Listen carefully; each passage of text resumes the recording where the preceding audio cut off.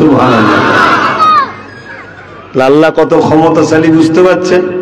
তা আজ যারা তোমাদের সহযোগিতায় ফুলে ফুপে মোটা হয়েছে, তোমাদেরই সহযোগিতায় যারা ক্ষমতার আসনে বসেছে, তোমাদেরই সহযোগিতায় যারা সেলিব্রিটি হয়েছে, তোমাদের সহযোগিতায় যারা কোটি কোটি টাকা ইনকাম করে ইসলামের দুশ্মনদের ঘরে সহযোগিতা ওইসব ফান্ডে দিচ্ছে, এসব তোমার আমার সহযোগিতা ছাড়া বাপ কেউ উঠতে পারেনি।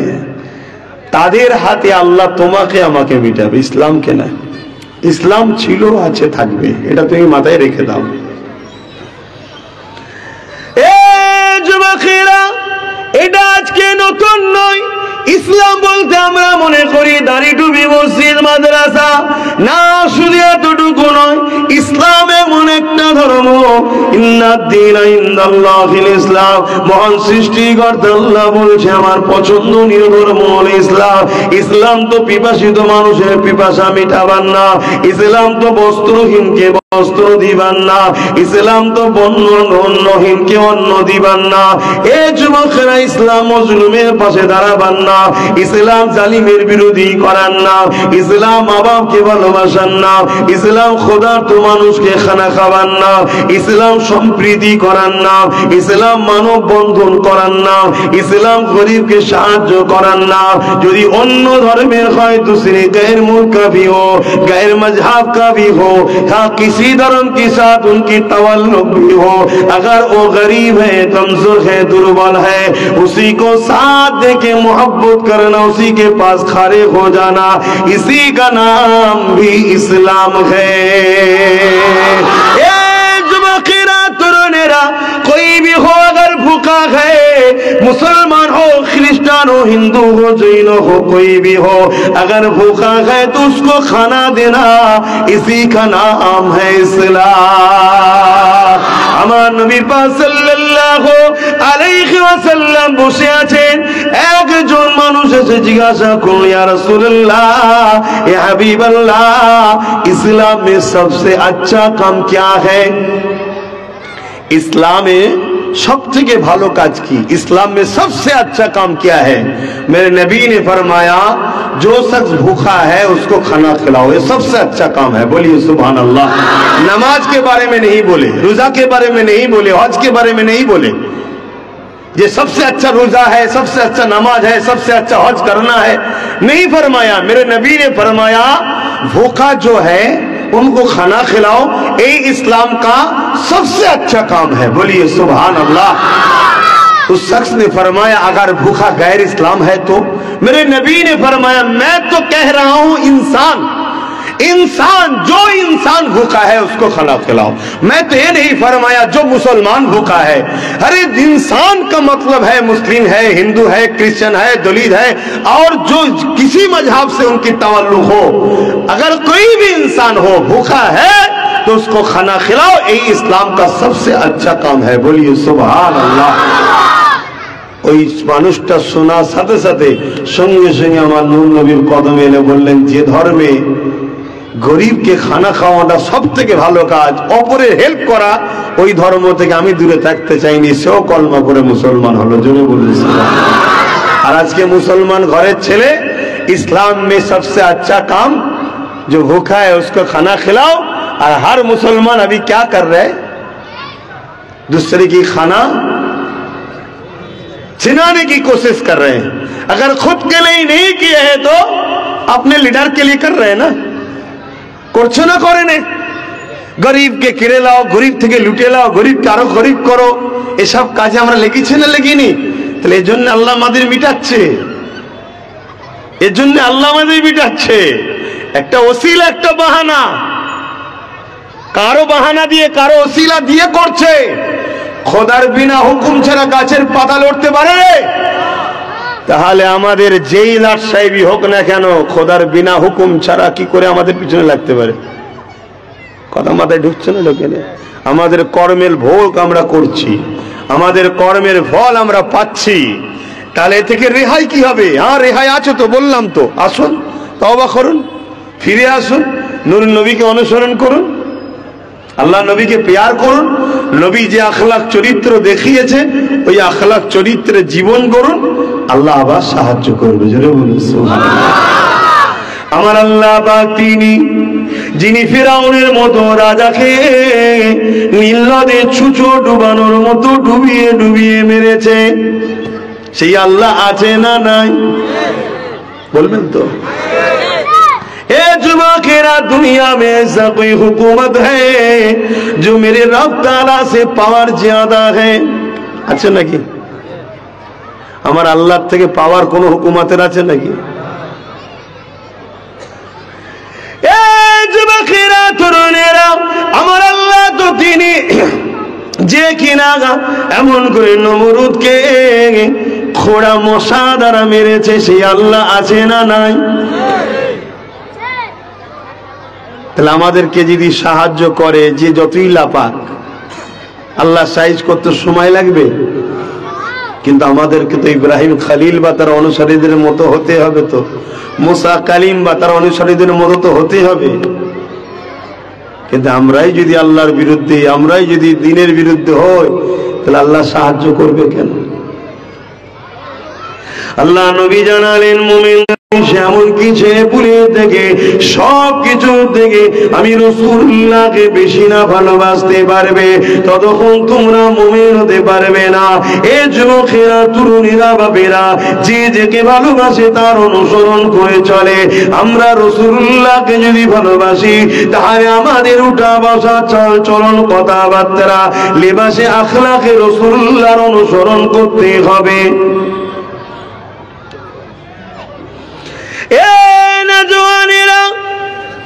আল্লাহ নবীকে ফলো করেন। আমার আল্লাহ পাক যুগে যুগে নবীদের পরীক্ষা নিয়েছে। হ্যাঁ, আমাদেরকেও আল্লাহ পরীক্ষা নেবে, তবে এই পরীক্ষায় মজবুত হবে, দাঁড়িয়ে থাকতে হবে। মনে রাখবেন, আমার নবী পাক যখন সিজদায় যেত, আবু জেহেল উতবা সাহেব আমার নবী পাকের মাথাতে পচা দুম্বার ভুঁড়িকে চাপিয়ে দিত। ওই পচা ভুঁড়ি দুম্বার দুর্গন্ধ বেরোতে থাকতো। আল্লাহ নবীর মাথা তুলতে বড় কষ্ট হতো, নবী পাকে নিঃশ্বাস নিতে বড় কষ্ট হতো। আল্লাহ নবী কেমন করে বেশ সুন্দর সিজদায় পড়ে থাকতো।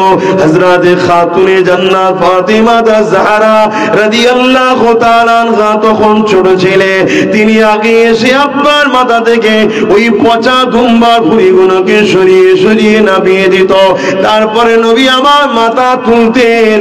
এ যুবকেরা, তরুণীরা, বাবেরা, তাহলে ভেবে দেখুন আমার নবী, নূর নবী, দয়া নবীর উপরে কতটা কষ্ট হয়েছে। তারপরে ইসলাম তুমি আমি পেয়েছি,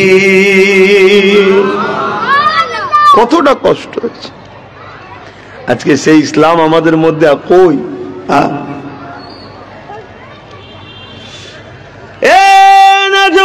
তরুণেরা, এমন নবী পাখে প্রেমিকেরা, আল্লাহ নবী জীবনে এমন দিন গেছে, নবী পাক পাহাড়ে গিয়ে গাছে পাতা ফল মূল খেয়ে মাস কাটিয়েছে।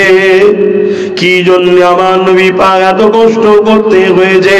আল্লাহ নবী হক কথা বলেছিল, নাই কথা বলেছিল। এতিম গরীব অসহায়দের পক্ষে নবী আমার কথা বলেছিল, বিধবাদের অধিকারের কথা বলেছিল। এ যুবকেরা, তরুণেরা, এই পৃথিবীর জমিনে অন্যায়কে মিটিয়ে দিয়ে এই পৃথিবীর জমিনে সাম্য শান্তি প্রতিষ্ঠিত করতে চেয়েছিল। এই জন্য নবী পাকের উপরে এত জুলুম অত্যাচার হয়েছে। আর সেই নবীর উম্মত হয়ে যদি আমরা জালিমদের সঙ্গে আজ উঠা বসা করি, আল্লাহ তো আমাদের উপরে নারাজ হয়ে যাবে, আমাদের রুচিটা ছোট হয়ে যাবে, আমাদের সংসারে অশান্তি হবে। কোটি কোটি থাকলেও বা শান্তি পাবেন না। তাই বলবো, পরিবর্তন হন, আমার নবী পাককে প্যার করুন। আহা, নবী পাক কত কষ্ট করেছে, সারা জীবনটা তোমার আমার জন্য কেঁদেছে। আজও রওজা মুবারকে তোমার আমার জন্য কাঁদতেছে।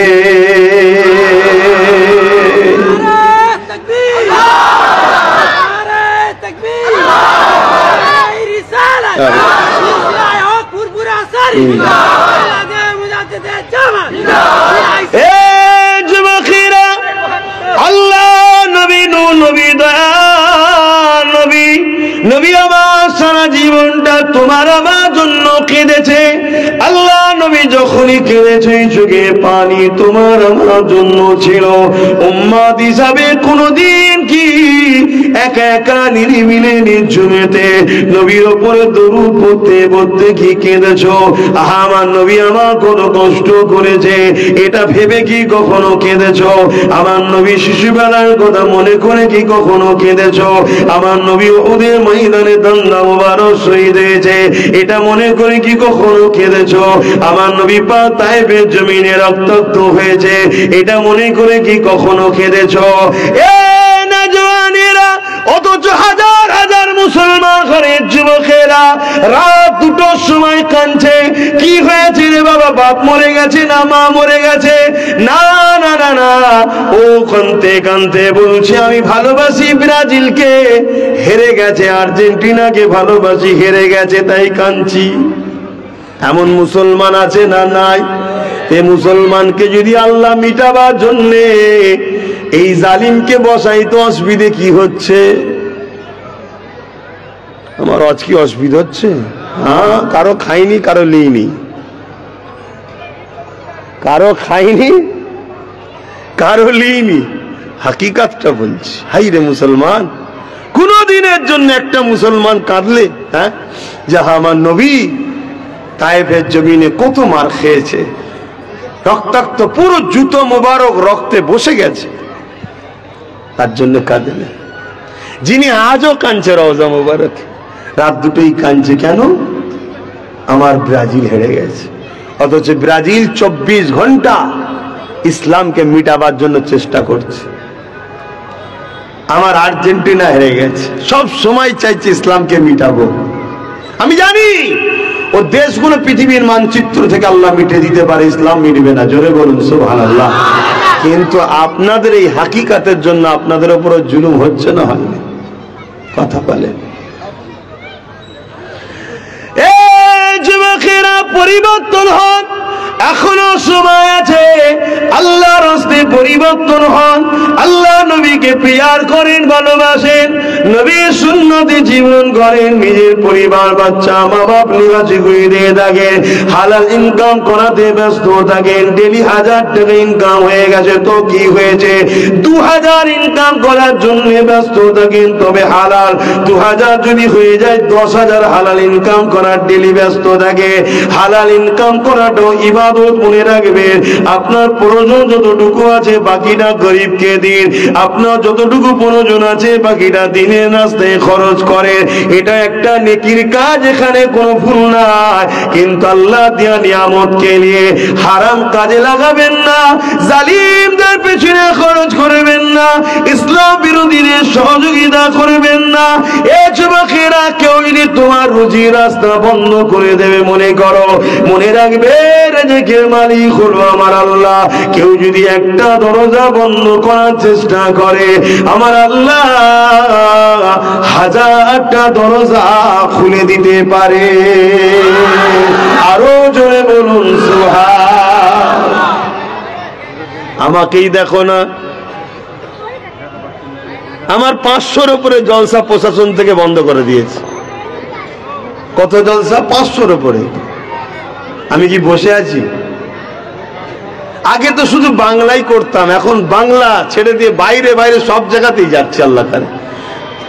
তাতে কেউ যদি মনে করে একটা দরজা বন্ধ করব, 1000টা দরজা খুলে দিয়ে যিনি আমায় ঘোরাচ্ছেন তিনি কে?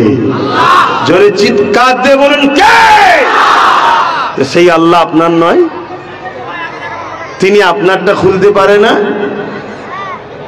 আমি ভাই অজ করে যাবো, আপনি শুনবেন কি শুনবেন না আপনার ব্যাপার। 10টা বাজবে নেমে যাবো। কথা বুঝছেন না? বোঝেন না?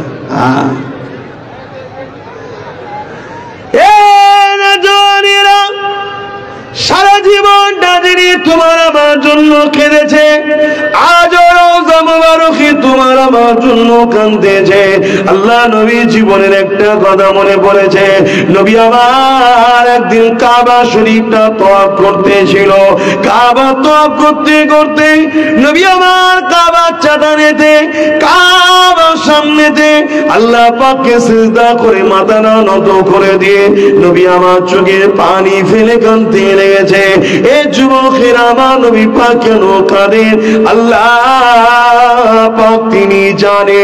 তবে বাসাইতে শান হলো আল্লাহ পাক তিনি তিনার গোলাম হযরত জিবরাইল আলাইহিস সালামকে পাঠিয়ে দিলেন, ও হযরত জিবরাইল দুনিয়া জমিনে যান, আমার হাবিব কেন কাঁদে জিজ্ঞাসা করে আসে। হযরত জিবরাইল চলে আসলেন, আল্লাহ নবীকে সালাম দিলেন, সালাম দিয়ে জিজ্ঞাসা করতে লাগলেন, ইয়া রাসূলুল্লাহ হাবিবাল্লাহ আপনি কেন কাঁদেন? আল্লাহ পাক জিজ্ঞাসা করতে লেগেছে। আল্লাহ নবী বলেছিল, জিবরাইল রে আমি কেন কাঁদি এটা আমার আল্লাহ পাক জানে। কি সমস্যা হলো?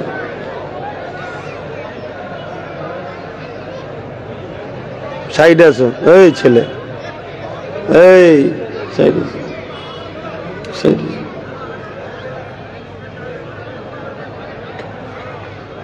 ও কি আমাদেরই ছেলে?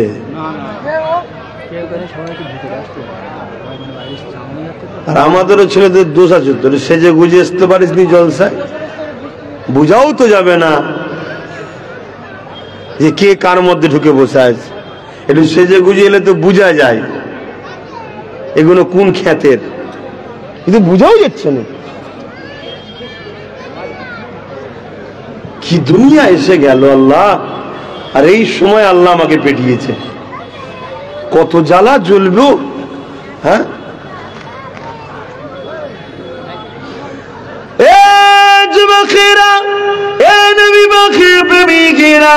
আলোচনা দিকে কান দি, সময় যে মূল্য দিতে পারে না অবশ্যই সে বিপদগ্রস্ত হবেই হবে, কোনো শিক্ষিতা নেই।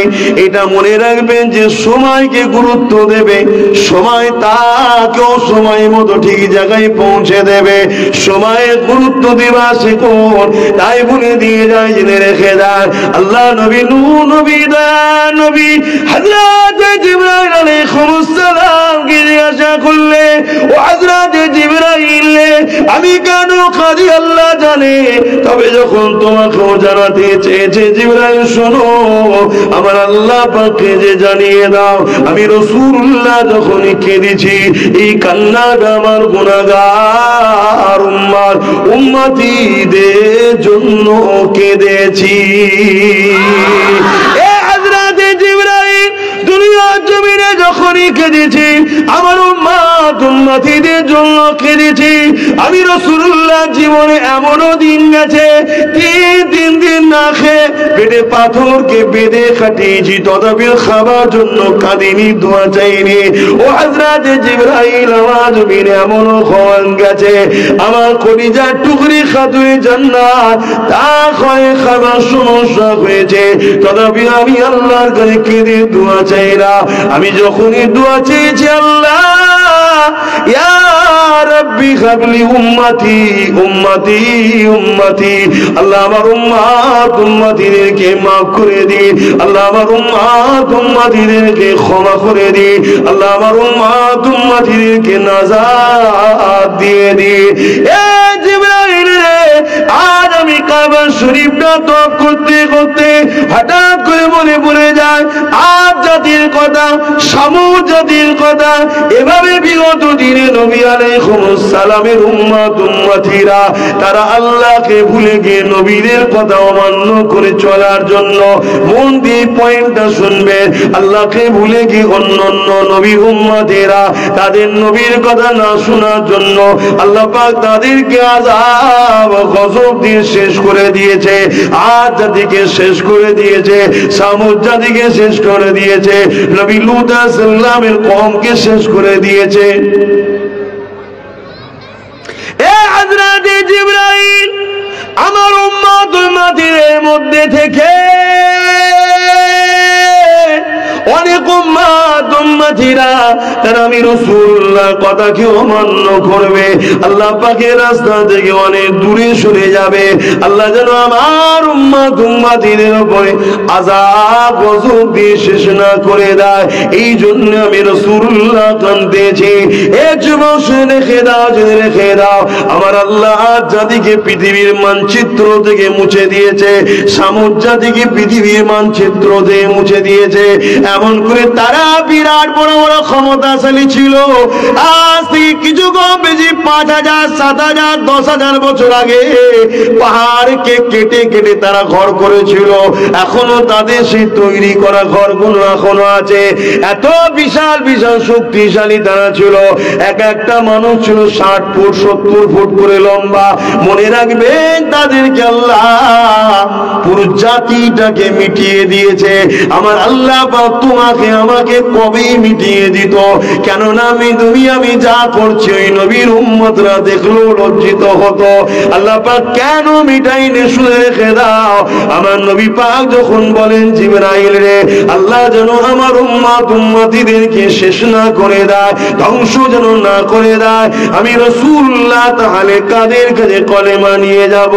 আমার আল্লাহ জানিয়ে দিলে, এ আমার হাবিব কিয়ামত পর্যন্ত পৃথিবীর জমিনে যদি একটা বান্দা বান্দি দিল থেকে আমাকে আপনাকে ভালোবাসে, আমি আল্লাহ ততদিন পর্যন্ত তার জন্য দুনিয়াকে বাকি রাখবো।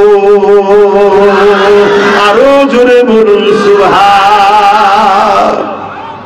আজকে দুনিয়ায় পানি হচ্ছে তাদের জন্য হয় যারা দিল থেকে আল্লাহ রসুলকে ভালোবাসে। আজও দুনিয়ায় সূর্য ওঠে, চাঁদ ডোবে, চাঁদ ওঠে, সূর্য ডোবে। মনে রেখে দিও তাদের জন্য হচ্ছে যারা আল্লাহ রসুলকে দিল থেকে ভালোবাসে। শুনছেন তো নাকি? কিন্তু বিবেক কি বলছে? যে নবী আমাকে আপনাকে এত ভালোবেসেছে, সেই নবীর জন্য তুমি আমি কি করলাম? কি করলাম? যুবকেরা, আল্লাহ নবী সারা জীবনটা তোমার আমার জন্য খেলেছে।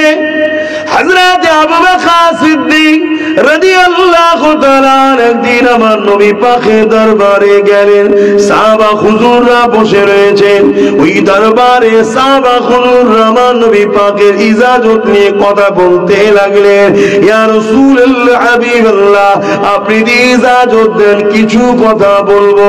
আল্লাহ নবী ইজাজত দিলে এক একটা সাহাবা হুজুর এক একটা কথা বলতে লেগেছে। কোন সাহাবা উঠে দাঁড়িয়ে বলতে লাগলেন, ইয়া রাসূলুল্লাহ, হাবিবাল্লাহ, আমাকে মনে হয় আমি সর্বসময় যেন নামাজের মধ্যে দাঁড়িয়ে থাকি, কিয়াম করব, রুকু করব, সিজদা দেব, তাসবিহ পড়ব, কিরাত পড়ব। আল্লাহ নবী বড় শুনে খুশি হতে লেগেছে। কেননা যারা বলতে লেগেছে বিগত দিন তারা তো এক আল্লাহকেই ভুলে গিয়েছিল। এ যুবকেরা, তরুণেরা, কোন সাহাবী উঠে বলতে লাগলেন, ইয়া রাসূলুল্লাহ, হাবিবাল্লাহ, আমাকে মনে হয় বছরে 5টা দিন ছাড়া এমন করে 12 বছর রোজা রেখে কাটাবো। আল্লাহ নবী বড় খুশি হতে লাগলেন। আর একজন সাহাবী উঠে বলতে লাগলেন, ইয়া রাসূলুল্লাহ, হাবিবাল্লাহ, আমাকে সর্বসময় কাবা শরীফ তওয়াফ করতে ভালো লাগে। এক এক সাহাবা হুজুর এক একটা কথা বলতে লাগলো। হযরত আবু বকর সিদ্দিক ওখানে ছিলেন। তিনি উঠে দাঁড়িয়ে বলতে লাগলেন, ইয়া রাসূলুল্লাহ, হাবিবাল্লাহ, যদি আপনি ইজাজত দেন আমি আবু বকর কিছু বলবো। কি বলবে বাবা বলুন? হযরত আবু বকর সিদ্দিক বলেছিলেন, ইয়া রাসূলুল্লাহ, হাবিবাল্লাহ, আমাকে সর্বসময় মনে হয় আপনার নূরের কদমের কাছে বসে বসে আপনার চেহারার দিকে তাকিয়ে থাকবো। আরো জোরে বলুন সুবহান। ইয়া রাসূলুল্লাহ, হাবিবাল্লাহ, আমাকে আরো ভালো লাগে হুজুর, সর্বসময় আপনার কদমের কাছে থাকবো। আল্লাহ নবী সাহাবী হযরত আবু বকর সিদ্দিক বলতে লাগলেন, ইয়া রাসূলুল্লাহ হাবিবাল্লাহ, আমাকে আরো একটা কাজ ভালো লাগে। কি ভালো লাগে? এ আবু বকর সিদ্দিক কি বলেছিল শোনো। শুনছেন তো নাকি? মাইক আওয়াজে বুঝতে পারছেন তো? এখন আমি মহব্বতের কথা বলছি, সাহাবাদের কথা বলছি, এতে আপনাদের কারো অসুবিধা হচ্ছে? কেন অনেকে তো মনে করে যে হুজুরের ছেলে এসেছে, সে বিভিন্ন মসলা মাসাইল নামাজ রোজা কথা বলে যাবে। বাবা আমি কি নামাজ রোজার কথাও বলছি না বলিনি, হ্যাঁ, কিন্তু মনে রাখবেন ওগুলোর থেকেও আগে হলো ঈমান। জোরে বলুন সুবহানাল্লাহ। ঈমান নবীর মহব্বত ও আদবের নাম। জোরে বলুন সুবহানাল্লাহ। কেননা ইতিহাস হাদিস আমরা দেখেছি, তারিখে হাদিস খুলুন। আমার নবী পাকের হাতে হাত দিয়ে বায়াত হলেন হযরত আবু বকর সিদ্দিক। আমার নবীর হাতে হাত দিয়ে বায়াত হলেন আব্দুল্লাহ ইবনে উবাই। নাম শুনেছেন না? কি গো শুনেছেন না? শুনবেন। দুজনেই রাসূলের হাতে বায়াত হলেন। হযরত আবু বকর সিদ্দিক নবী পাকের পিছনে ইক্তেদা করে নামাজ পড়ছেন, আব্দুল্লাহ ইবনে উবাইও নবীর পিছনে ইক্তেদা করে নামাজ পড়ছেন। হযরত আবু বকর সিদ্দিক রাসূল পাক সাল্লাল্লাহু আলাইহি সাল্লামের সাথে জিহাদের ময়দানে গেছেন। এখন তো জিহাদ কথা ভারতে বলতেই ভয় করছে। ভারতবর্ষে অনেক আছে জিহাদ কথা বলতে ভয় করছে। কেন? কিসের সমস্যা? যদি কেউ মূর্খ থাকে তাকে শিখিয়ে দাও না। জিহাদ মানে চেষ্টা করা। জিহাদ মানে কি? চেষ্টা করা। কি চেষ্টা করা? সমস্ত অন্যায় থেকে নিজেকে বাঁচাবার চেষ্টা করা। এটা হলো জিহাদে আকবার, সব থেকে বড় জিহাদ। জোরে বলুন সুবহানাল্লাহ। বলো, বুঝাও। যদি কোনো মূর্খ না জেনে থাকে তাকে তো জানানো দরকার। তো ভাইয়েরা আমার, হযরত আবু বকর সিদ্দিক আমার নবীর সঙ্গে জিহাদে গেছে, আব্দুল্লাহ ইবনে উবাইও গেছে। হযরত আবু বকর সিদ্দিক আমার নবীর সঙ্গে হজ করেছে, আব্দুল্লাহ ইবনে উবাইও হজ করেছে। শুনছেন তো নাকি? হযরত আবু বকর সিদ্দিকের দাড়ি ছিল, টুপি ছিল, পাগড়ি ছিল। আব্দুল্লাহ ইবনে উবাইয়েরও টুপি ছিল, দাড়ি ছিল, পাগড়ি ছিল। এই যুবকেরা আব্দুল্লাহ ইবনে উবাইও দান করেছে, আবু বকর সিদ্দিকও দান করেছে। আব্দুল্লাহ ইবনে উবাইও রোজা রেখেছে, আবু বকরও রোজা রেখেছে। আব্দুল্লাহ ইবনে উবাইও রাসূলের হাত দিয়ে কলেমা পড়েছে, আবু বকর রাসূলুল্লাহর হাত ধরে কলেমা পড়েছে। কিন্তু মজার বিষয়টা মন দিয়ে শুনেন, আবু বকর দুনিয়া থেকে জান্নাতের সার্টিফিকেট পাচ্ছে, আর আব্দুল্লাহ ইবনে উবাই দুনিয়া থেকে জাহান্নামের খবর পাচ্ছে। কারণ কি? কিছু বুঝতে পারছেন আমার অস্ত নাকি? না সব কাজের দিকে মন পড়ে আছে?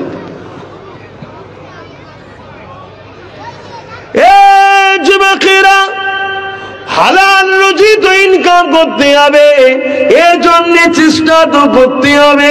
তবে মনে রাখবে, যতটা ছেড়া যতটা ছেড়ে যা না পাচ্ছ, ওর থেকে হালকা চেষ্টা করো। বাকি সময়টা তুমি দরুদের উপরে থাকো, নামাজের উপরে থাকো, কোরআন তিলাওয়াতের উপরে থাকো।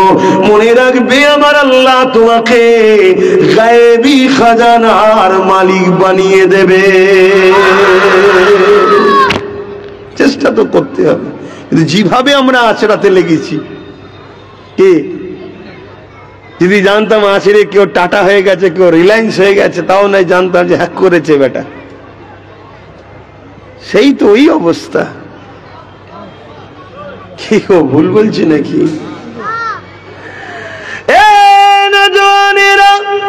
মন দিয়ে আলোচনা শুনুন।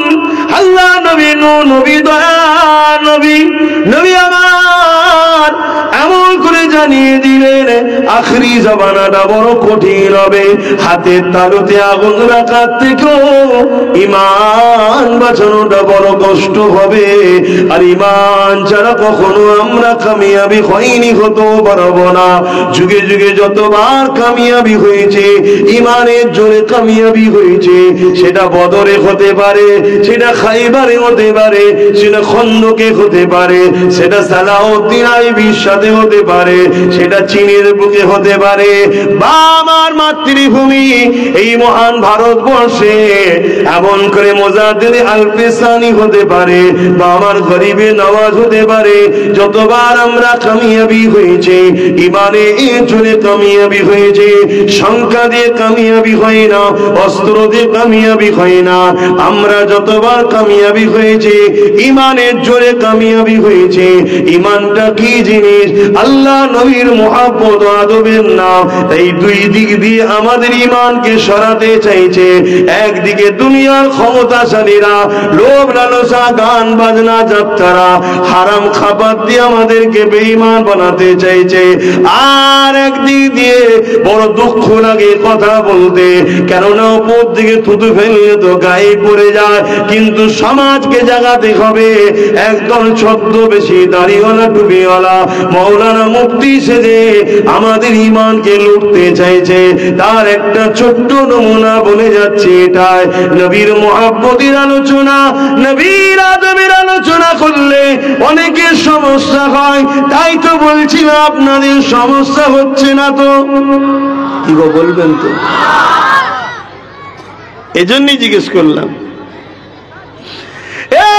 যুবকেরা, নামাজ তো পড়তেই হবে, রোজা তো রাখতেই হবে, হজ তো করতেই হবে, যাকাত তো দিতেই হবে, নায়ের পক্ষে তো খরচ করতেই হবে। কিন্তু আব্দুল্লাহ ইবনে উবাই করেছিল, করে জাহান্নামী হয়ে গেল। আবু বকর সিদ্দিক করে জান্নাতের সার্টিফিকেট পেয়ে গেল। আমি এই জিনিসটাই বোঝাতে চাইছি। আবু বকর সিদ্দিক নবীর হাতে হাত দিল, আব্দুল্লাহ ইবনে উবাই হাত দিল। আবু বকর নবীর পিছনে নামাজ পড়লো, আব্দুল্লাহ ইবনে উবাই নামাজ পড়লো। আবু বকর রোজা রাখলো, আব্দুল্লাহ ইবনে উবাই রোজা রাখলো। আবু বকর হজ করেছে নবীর সাথে, আব্দুল্লাহ ইবনে উবাই হজ করেছে নবীর সাথে। আবু বকর নবীর সাথে জিহাদের ময়দানে গেছে, আব্দুল্লাহ ইবনে উবাই নবীর সাথে গেছে। এরপর আবু বকর জান্নাতের সুসংবাদ পায়, আব্দুল্লাহ ইবনে উবাই জাহান্নামের খবর পায়। এর কারণটা কি? এটাই তো বোঝাতে চাইছে। যুবকেরা, আবু বকর সিদ্দিককে জিজ্ঞাসা করা হয়েছে, ও হযরত আবু বকর সিদ্দিক, আব্দুল্লাহ ইবনে উবাই নবীর হাতে হাত দিয়ে কলেমা পড়েছে, আপনিও নবীর হাতে হাত দিয়ে কলেমা পড়েছেন। আবু বকর, আপনিও নবীর পিছনে নামাজ পড়েছেন, আব্দুল্লাহ ইবনে উবাই নামাজ পড়েছে। আপনার মুখে দাঁড়িয়ে মাথায় টুপি পাগড়ি, আব্দুল্লাহ ইবনে উবাইয়ের মুখে দাঁড়িয়ে মাথায় টুপি পাগড়ি। এ আবু বকর, আপনি জান্নাতের সুসংবাদ পেলে, আব্দুল্লাহ ইবনে উবাই জাহান্নামী হয়ে গেল। এর কারণটা কি? আবু বকর সিদ্দিক বলেছিল, এ দুনিয়ার মানুষ রেখে দাও, আব্দুল্লাহ ইবনে উবাই যা আছে আমি আবু বকরেরও তাই রয়েছে, কিন্তু আমার যা আছে আব্দুল্লাহ ইবনে উবাইয়ের তা নাই। শুনছো? গুনাহ করতে করতে করতে এখন তো বেঈমানের দিকে চলে যাচ্ছে আমার কওমের ছেলে মেয়েরা, যাচ্ছে না?